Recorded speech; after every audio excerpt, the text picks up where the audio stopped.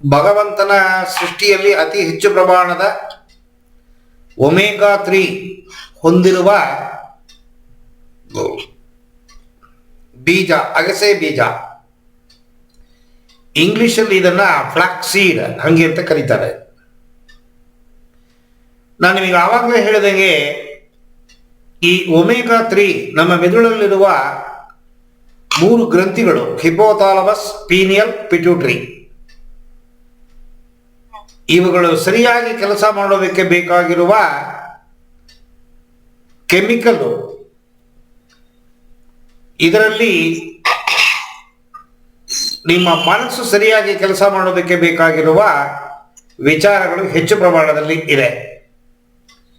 ಇದು ಸಾಧಾರಣವಾಗಿ ಆರೋಗ್ಯವನ್ನು ಕಾಪಾಡಿಕೊಳ್ಳಕ್ಕೆ ದಿನನಿತ್ಯದಲ್ಲಿ ಇದನ್ನ ಎಲ್ಲರೂ ಇದನ್ನ ಬಳಸಕ್ಕೆ ಶುರು ಮಾಡಿಬಿಟ್ಟಿದ್ದಾರೆ. ಮೊದಲು ಫ್ಲಾಕ್ಸೀಡ್ ಬಗ್ಗೆ ಅಷ್ಟೊಂದು ಮಾಹಿತಿ ಯಾರಿಗೂ ಗೊತ್ತಿಲ್ಲ. ಇದು ಜನರಲ್ ಆಗಿ ಆರೋಗ್ಯವನ್ನು ಕಾಪಾಡೋದಕ್ಕೆ ಉಪಯೋಗಿಸಲ್ಪಡುವ ಒಂದು ಬೀಜ. ನಮ್ಮ ನಾರ್ತ್ ಕರ್ನಾಟಕದಲ್ಲಿ ದಿನನಿತ್ಯ ಬಳಕೆಯಾಗಿ ಇದನ್ನು ಬಳಸ್ತಾರೆ. ಚಟ್ನಿ ಪುಡಿ ಮತ್ತೆ ಅವರು ಏನು ಆಹಾರಗಳು ಪ್ರಿಪೇರ್ ಮಾಡ್ತಾರೆ ಅದರಲ್ಲಿ ಈ ಫ್ಲಾಕ್ಸೀಡ್ ದಿನನಿತ್ಯ ಉಪಯೋಗಿಸ್ತಾರೆ. ಫ್ಲಾಕ್ಸೀಡು ಡೈರೆಕ್ಟ್ ಆಗಿ ಹಾಗೆ ಕನ್ಸ್ಯೂಮ್ ಮಾಡೋಕ್ಕಾಗೋದಿಲ್ಲ. ಇದು ಲೋಳೆ, ಇದನ್ನ ಹುರಿದು ಪುಡಿ ಮಾಡಿ ತಿಂದರೆ ಮಾತ್ರ ತಿನ್ನಕ್ಕೆ ಸಾಧ್ಯ. ಇದರಲ್ಲಿ ಫೈಬರ್ ಕಂಟೆಂಟ್ ಜಾಸ್ತಿ ಇದೆ. ಈ ಫ್ಲಾಕ್ಸೀಡ್ ಅನ್ನು ಉಪಯೋಗಿಸಬೇಕಾದ್ರೆ ಸಾಧಾರಣವಾಗಿ ನೀವು ನೀರು ತಗೋತೀರಾ ಅದಕ್ಕಿಂತ ಹೆಚ್ಚು ಪ್ರಮಾಣದಲ್ಲಿ ನೀರನ್ನು ತಗೋಬೇಕು.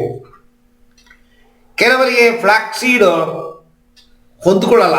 ಹೇಗೆ ಈ ಸಿರಿಧಾನ್ಯಗಳು ಕೆಲವರಿಗೆ ಹೊಂದಿಕೊಳ್ಳಲ್ಲ, ಹಾಗೆ ಈ ಫ್ಲಾಕ್ಸೀಡ್ ಕೂಡ ಹೊಂದಿಕೊಳ್ಳಲ್ಲ.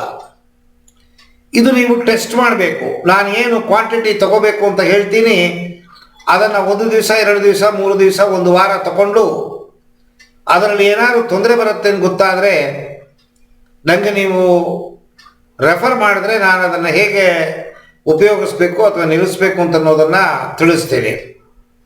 ಕಾನ್ಸ್ಟಿಪೇಷನ್ ಆಗೋ ಚಾನ್ಸಸ್ ಇದೆ. ಅದರಿಂದ ಇದು ಕಾನ್ಸ್ಟಿಪೇಷನ್ ಸಾಧಾರಣ ಯಾರಿಗೂ ಆಗೋದಿಲ್ಲ. ಯಾಕೆಂದರೆ ಫೈಬರ್ ಕಂಟೆಂಟ್ ಇರೋದರಿಂದ ಮಲಬದ್ಧತೆ ಇರೋದಿಲ್ಲ. ಸರಳವಾಗಿ ನಿಮ್ಮ ಮಲಬದ್ಧತೆ ಇದ್ದರೂ ಕೂಡ ಅದನ್ನು ಸರಿ ಮಾಡುತ್ತೆ. ಫೈಬರ್ ಕಂಟೆಂಟ್ ಜಾಸ್ತಿ ಇದೆ ಇದರಲ್ಲಿ.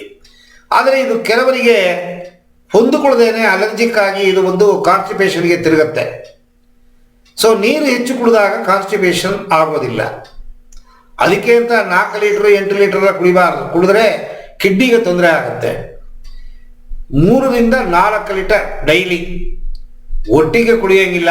ಪಾಟಾಗಿ ಟೈಮ್ ಸಿಕ್ಕದಾಗ ಕುಡಿಬೇಕು. ಇದನ್ನು ಹೇಗೆ ಬಳಸೋದು ಅಂತನ್ನೋ ವಿಚಾರ. ಈ ಫ್ಲಾಕ್ಸೀಡು